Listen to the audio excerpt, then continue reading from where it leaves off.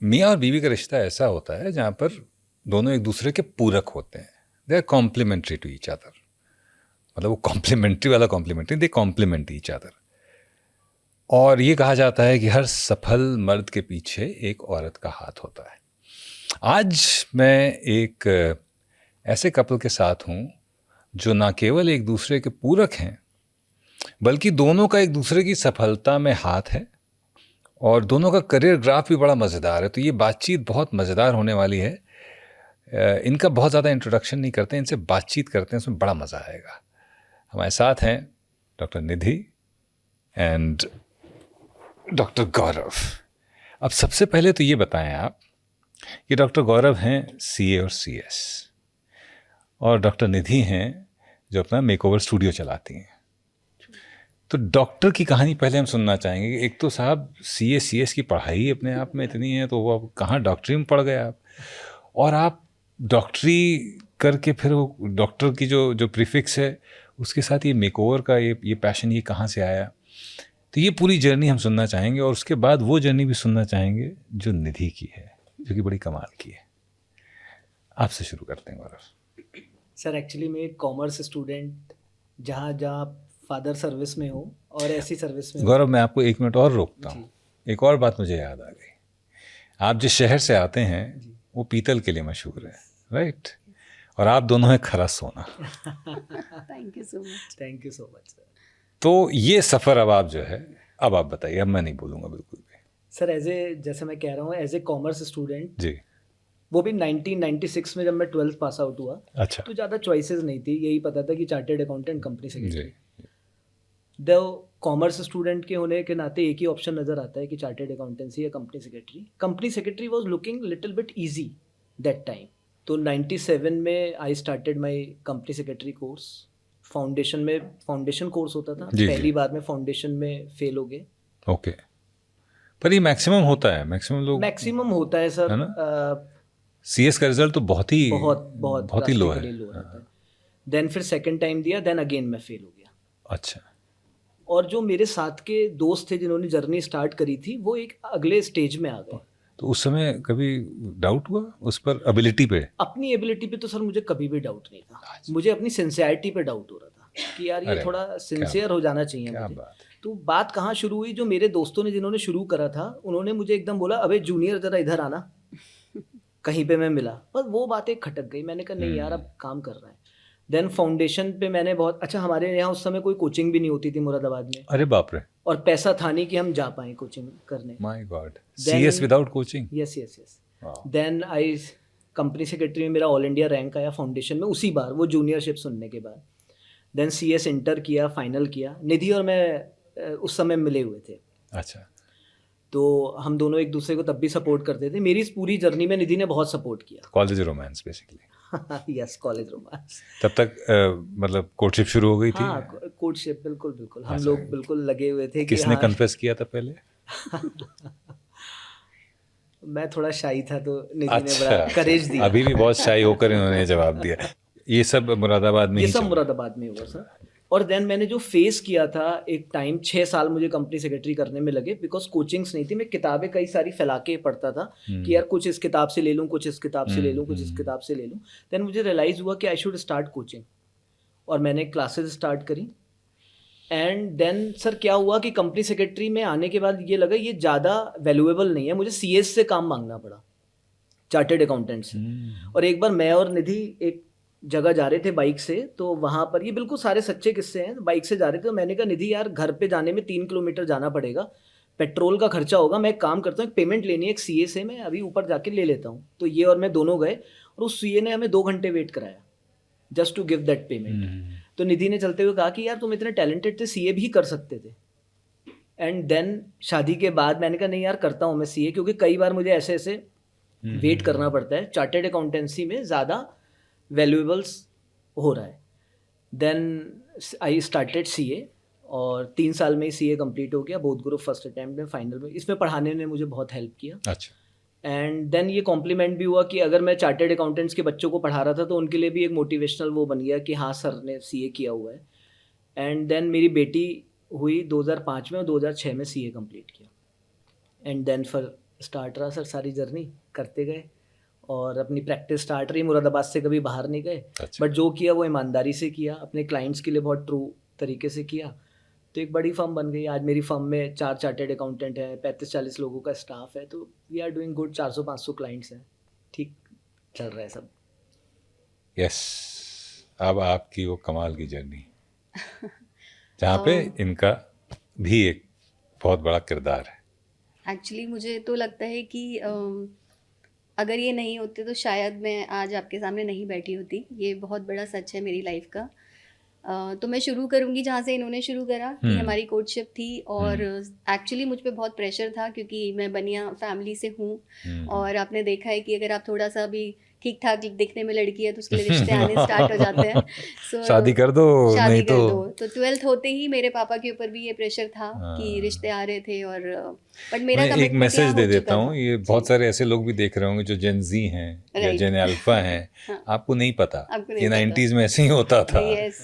12वीं करी नहीं लड़की, और अगर सुंदर लड़की है तो फिर भाई तुरंत मांगने आ जाते थे घर पे हाँ, कि दीजिए दीजिए। और वो मांगने आने से ज्यादा घर वालों को स्ट्रेस रहता था कि Exactly. जल्दी से कहीं कुछ गड़बड़ ना हो जाए या कुछ जी, ना हो जी, जाए। जी, मतलब जी। क्या ही अलग ही दौर में जिए हम लोग। यू शुड बिल्कुल। एम्पैथाइज विद उससे अस। ज़्यादा स्ट्रेस मुझे रहता था, ये वो सर वो वाले फ़ोन होते थे ना डायल करने हाँ, वाले, उससे हाँ, मुझे हाँ। बताती थी यार लड़के वाले आ रहे हैं। मैंने कहा यार ये जी जी सॉरी। सो वहाँ से वो स्ट्रेस जब था, लेकिन मैंने अपने पापा को कमिट कर दिया, बोला कि पापा मैंने मिलवाया, और इनसे मिलने के बाद पापा तो बहुत कॉन्फिडेंट थे कि हाँ ये लड़का ज़रूर कुछ कर सकता है। तो लेकिन होता क्या था, जब ये CS का अपने एग्ज़ाम्स देते थे, जितनी बार भी इनका रिजल्ट नेगेटिव जाता था, इनका सबसे पहला मेरे से जो बात होती थी वो ये होती थी कि निधि मैं नहीं कर पाऊँगा और तुम शादी कर लो।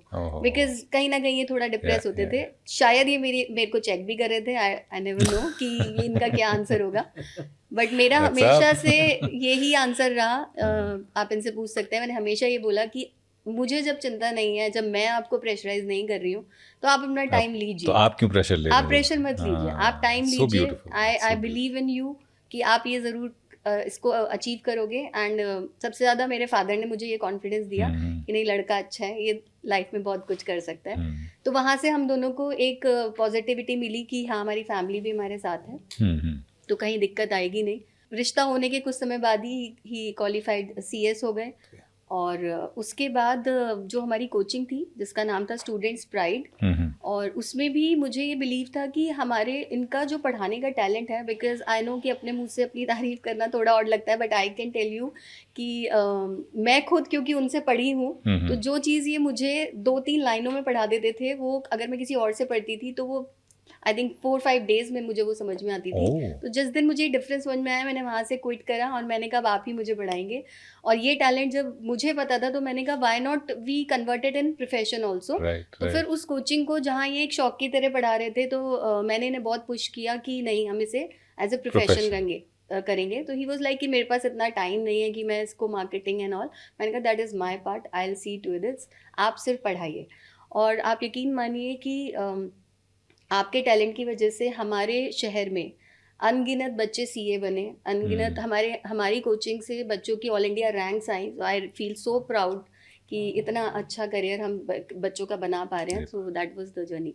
थोड़े टाइम बाद हमारी कोचिंग काफ़ी हद तक सेटल हो गई और टीचर्स हायर कर लिए, सैटेलाइट की क्लासेस चलने लगी, तो एक ऑटोमेटिक मोड पर आ गया। I used to teach statistics to the CA students, मैं स्टैटिस्टिक्स पढ़ाती थी। वहाँ से हमारी एक स्टूडेंट थी, उसकी एक भाभी, she went for a Mrs India international एक प्लेटफॉर्म था जिसके लिए वो गई थी, और उन्होंने हमसे बोला कि मैम प्लीज़ आप मेरी भाभी के लिए वोट करिए। अच्छा। तो वहाँ से हमने उनका वो शो देखा TV पे, एंड मुझे तो ऐसा नहीं लगा, but he was like Nidhi you can also go. So I laughed, मैंने कहा अरे नहीं मैं कहाँ, अभी आई वाज लाइक कि शादी हो गई, बच्चे हो जाते हैं, तो उसके बाद कहीं ना कहीं मैंने देखा लेडीज़ में एक ये चीज़ हो जाती है कि अरे हम कहाँ ब्यूटी पेजेंट में जाएंगे और हम कहाँ फैशन इंडस्ट्री में जाएंगे। लेकिन ये तो बड़े कमाल की बात है। 2 बच्चे हो चुके थे, 2 बच्चे हो गए थे। एंड बट जब इन्होंने बोला तो बिकॉज मुझे लगा इन्होंने क्यों बोला, बिकॉज ये मुझे शौक था। मैंने इवेंट अपने जो हमारी कोचिंग थी स्टूडेंट्स प्राइड, उसमें मैं ब्यूटी कॉन्टेस्ट, फैशन कॉन्टेस्ट कराती रहती थी। तो इन्होंने बोला कि जब तुम दूसरों को करा सकती हो and you have a good knowledge of fashion also, तो वाई डोंट यू ट्राई। चलो ऐसे, हमने घर में किसी को नहीं बताया, आई फिल दैट फॉर्म ऐसे ही मज़े मज़े में, वहाँ से रिप्लाई भी आ गया। फिर उन्होंने मेरा एक टेलीफोनिक इंटरव्यू किया, दैट आई क्लियर्ड। फिर उन्होंने एक मेरा वीडियो इंटरव्यू किया, आई क्लियर दैट ऑल्सो। और फिर फाइनल कॉल आ गई यूएस अटलांटा से कि अब आपको सेमीफाइनल्स के लिए यहाँ आना है। अब वहाँ तो फिर हमें फैमिली में बताना ही था कि ऐसा है। और जब हमने बताया तो मैं तो ये था कि चलो ठीक है, बस सिलेक्शन हो गया, इतना ही काफ़ी है। और न्यूज़पेपर्स में आ गया, बहुत अच्छे से उन्होंने कवर करा कि 2 बच्चों के बाद। और that was the first time कोई लेडी हमारे शहर से ऐसे बाहर जाने वाली थी फॉर दिस प्लेटफॉर्म, तो it was a big news. तो बट मुझे ये था कि मैं नहीं जा सकती, मेरी बेटी बहुत छोटी है, ठीक है इतना अचीव कर लिया, इतना काफ़ी है। बट वहाँ मेरे फादर इन लॉ का रोल आया और उन्होंने मुझे आगे से बोला कि बच्चों को तो बेटे हम देखेंगे, ये आपको अपॉर्चुनिटी मिली है, डोंट लूज इट। तो उनका ये कहना ही मेरे लिए बहुत बड़ी बात बहुत थी बड़ी कि बात। अगर मेरे फादर इन लॉ मेरे लिए ऐसा सोच सकते हैं तो फिर मैं पीछे नहीं हटूंगी। फिर मैंने उसमें अपना जी जान लगा दिया। और क्योंकि मुझे, मेरे दिमाग में ये था कि मेरी फैमिली भी सफ़र कर रही है, बच्चों को देख रहे हैं, कैसे कैसे सब मैनेज कर रहे हैं, तो मैं इस अपॉर्चुनिटी को वेस्ट नहीं करूँगी। तो हमने तब हम इतना फाइनेंशियली इतना स्ट्रॉन्ग भी नहीं थे। हमने स्पॉन्सरशिप्स ली क्योंकि वहाँ जाना ही अपने आप में एक बड़ी बात था, सब खर्चा हमें खुद करना था। हम दोनों गए और लकीली भी कहूँगी मैं, और मेरा कॉन्फिडेंस भी था, या मुझे एक वो पीछे मेरे बैक माइंड में एक प्रेशर भी था कि मेरे बच्चे सफ़र कर रहे हैं, मेरे इन लॉ सफ़र कर रहे हैं, मुझे इस अपॉर्चुनिटी को ग्रैब करना है। मेरे पूरे सिटी की नज़रें मुझ पे हैं कि ये हमारे यहाँ की बहू बाहर जा रही है। फर्स्ट टाइम हम लोग आउट ऑफ इंडिया गए थे सर, कि ये जा रही है तो ये खाली हाथ ना आए। तो वो प्रेशर मेरे दिमाग पे था, लेकिन मैंने वहाँ पे बहुत ही दिल खोल के, बहुत ही कॉन्फिडेंस से सारी चीज़ों को फेस किया। जबकि वहाँ जो महिलाएं थी, दे वर वेरी वेरी ग्रूम्ड। वहाँ जाके मुझे एक्चुअल मीनिंग समझ में आया कि ग्रूमिंग होती क्या है, फैशन होता क्या है। मैं तो शायद उसके पहले पायदान पे थी। रियल एस्टेट का जो आपको फोरे है, मैं एकदम अतरंगी बातें कर रहा हूँ क्योंकि आपका जीवन भी बड़ा ही अतरंगी मोड़ से गुजरा हुआ है। अब एक अतरंगी मोड़ ये है कि इन्होंने थीसिस कर ली और सडनली इधर आ गई, पैजेंट में पहुंच गई। रियल एस्टेट ये कैसे कब हुआ? सर रियल एस्टेट तो मुझे बहुत अट्रैक्ट करता था। अच्छा। मतलब मैं फिनेंस का हूँ बट सेलिंग स्किल मेरी अच्छी थी। मुझे हमेशा लगता था कि सेलिंग स्किल बेटर है और रियल एस्टेट अट्रैक्ट करता था मुझे। तो 2020 जब कोरोना आया, देन सब खाली हो गए थे, तो मुझे बहुत टाइम मिला और मुझे ये लगा कि अपने कंफर्ट जोन से मैं बाहर आ सकता हूँ। विज़न भी क्लियर था। एज ए चार्टेड अकाउंटेंट मेरे को ये भी पता था क्या फाइनेंशियल प्लानिंग्स हैं, कंप्लाइंसेस क्या हैं, रिस्क एक्सपोजर्स का सब आइडिया था मुझे। क्लाइंट्स भी थे जिनके पास एक पूंजी खाली पड़ी थी और ऐसे क्लाइंट भी थे जिनकी ज़मीनें बड़ी अच्छी थी, अगर वो वहाँ कोई इन्वेस्ट कर दे तो कुछ अच्छा हो सकता था। ओके। जब वो टाइम मिला पढ़ाने के लिए, तो बस ऑनलाइन क्लासेस ले ली थी वो पढ़ाने, तो मेरे को लगा कि यार इसमें किया जा सकता है।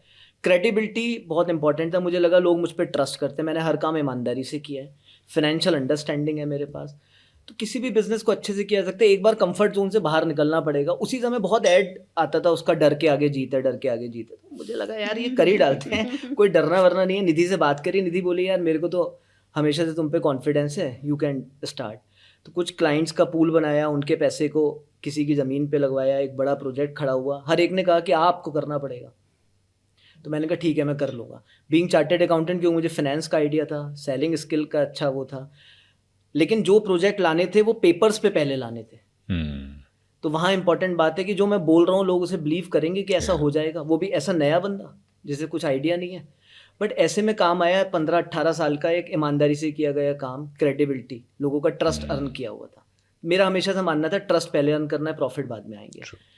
तो इसलिए लोगों ने बिलीव करा। प्रेजेंटेशन में निधि का बड़ा हेल्प मिला, क्योंकि निधि ने मुझे बताया कि नहीं ऐसे कर सकते, इनका वो सेंस है ना प्रेजेंटेशन। अरे हमारे प्रेजेंटेशन सारे हमारी मिसेज ही बनाती हैं, मतलब मैं हाथ ही नहीं लगाता हूँ, वही बना के देती हैं मुझे जी। इन लोग के सेंस को हम लोग नहीं, क्रिएटिविटी इनको भी प्रेजेंटेबल बनाना होता है ना। देन सर वो स्टार्ट किया और अपने कंफर्ट जोन से निकला। और आज मैं सोचता हूँ कि अगर मैं उस समय कंफर्ट जोन से बाहर नहीं आता तो 5 साल पहले वही स्टेबल लाइफ तो थी, बट इतना फाइनेंशियल फ्रीडम नहीं हो पाता और अपने सपने अच्छे से पूरे नहीं कर पाते। कमाल तो कंफर्ट जोन के आगे ही है। कंफर्ट जोन के आगे उस समय काफ़ी ऐड आता था कोरोना के टाइम में, डर के आगे जीते, डर के, मतलब बहुत इंस्पायरिंग लाइन थी वो मुझे। और हिंदुस्तान पेपर का एक टैग लाइन था, हर सक्सेस को चाहिए, मतलब जीत को चाहिए एक नया नज़रिया। तो ये सब चीज़ें ना उस समय कोरोना के टाइम में बहुत, और मेरे को रियल एस्टेट बहुत अपील करता था। तो दो it was new, limited capital थी, बट क्लाइंट्स के पास लिमिटेड कैपिटल नहीं थी। ये बात मुझे एज ए चार्टेड अकाउंटेंट पता था कि मुझ पे कैपिटल लिमिटेड है, इससे क्या होता है। बैंक पे और क्लाइंट पे तो कैपिटल अनलिमिटेड है ना, बस सही शेप देना है, सही उसको रास्ता देना है, फाइनेंशियल नॉलेज को करना है, ईमानदारी से काम करना है, तो हो जाएगा। गौरव जी, जी। बहुत लोग अब एंटरप्रेन्योरशिप अब धीरे धीरे Yeah.